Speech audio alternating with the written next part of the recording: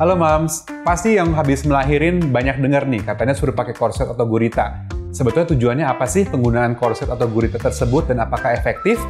Nonton yuk video berikut ini.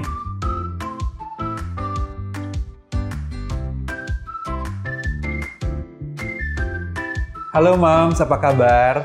Ketemu lagi bersama saya Dr. Daryl Fernando, spesialis obstetri dan ginekologi. Dan hari ini kita akan membahas topik yang sangat menarik nih, mengenai penggunaan korset setelah melahirkan. Katanya sih bisa ngecilin perut, bener nggak ya? Nah, tonton video berikut ini dan jangan lupa untuk klik subscribe dan notification.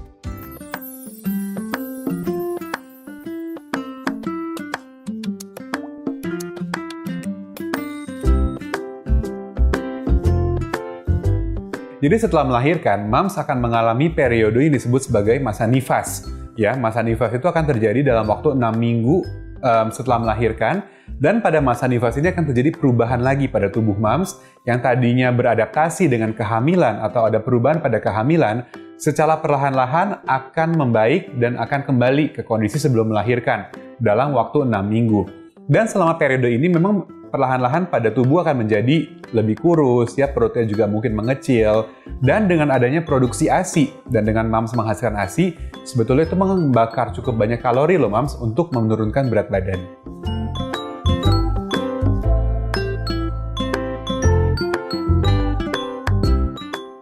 Nah, ini adalah pertanyaan yang sering nih.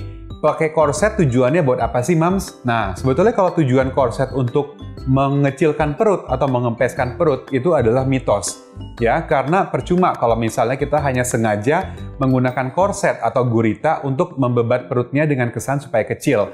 Sebetulnya dia tidak membantu supaya perutnya cepat kecil. Tetapi penggunaan korset diperbolehkan untuk mengurangi rasa nyeri pasca persalinan.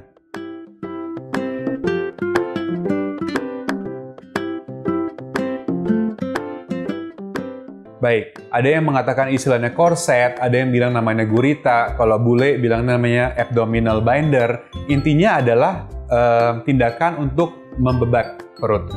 Penggunaan korset yang menggunakan karet atau yang pakai velcro ya, atau gurita yang pakai tali, intinya tidak ada masalah, boleh yang manapun Mams lebih nyaman untuk gunakan.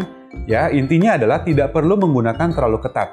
Ya, jadi pada saat penggunaan korset atau gurita jangan terlalu ketat. Karena kalau terlalu ketat justru menimbulkan sesak, ya, kemudian aliran darah yang kurang lancar, dan sebetulnya tidak perlu digunakan pada saat Mams sedang beristirahat. Jadi kalau lagi tiduran, ya, lagi duduk saja, tidak perlu. Penggunaan korset dan gurita itu terutama untuk mengurangi nyeri, terutama untuk Mams yang habis melahirkan dengan cara operasi sesar. Dengan harapan bahwa adanya korset atau gurita tersebut akan menstabilkan rahim dan dinding perut supaya tidak terlalu banyak goncangan. Goncangan itu yang menyebabkan nyeri. Jadi kalau misalnya lagi tidak banyak goncangan, tidak perlu dipakai. Nanti malah Mams terganggu istirahatnya karena sesak dan perutnya terasa tertekan.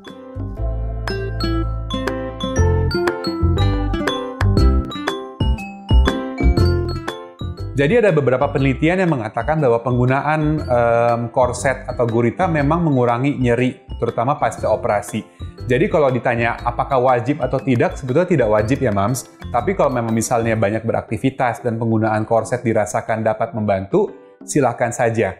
Namun dengan catatan seperti yang tadi sudah saya jelaskan, tidak perlu 24 jam dipakai terus-terusan korset atau guritanya dan tidak perlu terlalu ketat.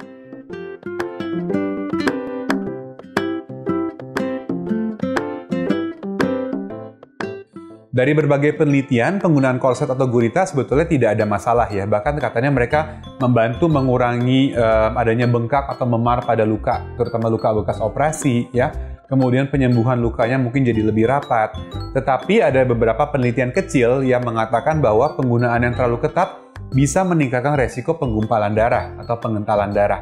Karena aliran darah dari kaki dan perut bagian bawah kurang lancar ke bagian atas. Jadi perlu diperhatikan penggunaan korset atau guritanya, ada kalanya dilepas ya, dan jangan dibebat terlalu ketat.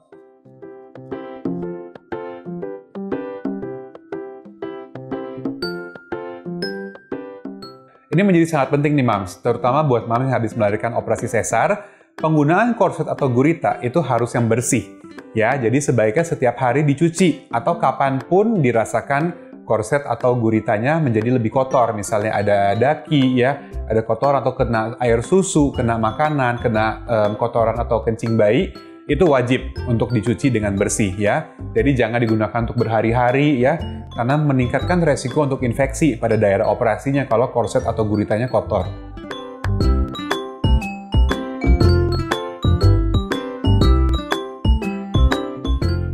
Intinya korset atau gurita digunakan kalau mams masih merasakan nyeri pasca melahirkan.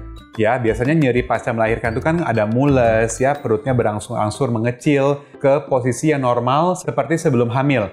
Jadi kalau digunakan setelah masa nifas, sebetulnya rahimnya sudah kecil lagi. Sudah seperti kondisi yang tidak hamil. Jadi tidak ada gunanya lagi digunakan setelah 6 minggu melahirkan. Justru digunakan biasanya dalam waktu-waktu 1-2 minggu setelah melahirkan.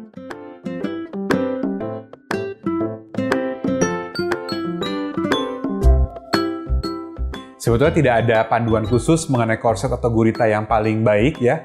Intinya disesuaikan dengan kenyamanan mams sendiri. Ya, ada yang senang menggunakan yang karet atau velcro karena mudah, tapi mungkin ada beberapa mams yang merasakan gatal kalau misalnya ada karet yang digunakan, sehingga lebih prefer atau cenderung memilih yang kain yang diikat. Silakan saja, pada intinya adalah kita menginginkan dinding perutnya lebih stabil dan tidak bergoncang-goncang. Ya, intinya itu, bukan tujuannya untuk mengecilkan dan cepat kurus lagi setelah melahirkan.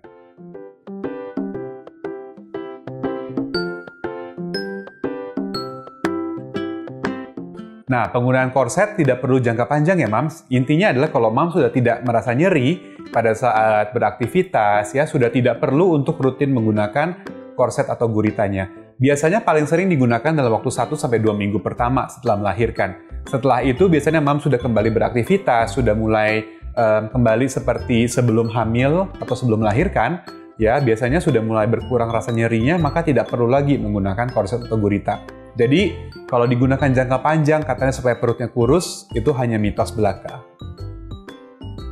Nah Mams, gimana videonya? Menarik kan? Kalau informasi bermanfaat, jangan lupa untuk di-like, komen, dan juga di-share, dibagikan kepada teman-temannya supaya informasinya bisa bermanfaat untuk banyak orang. Sampai ketemu!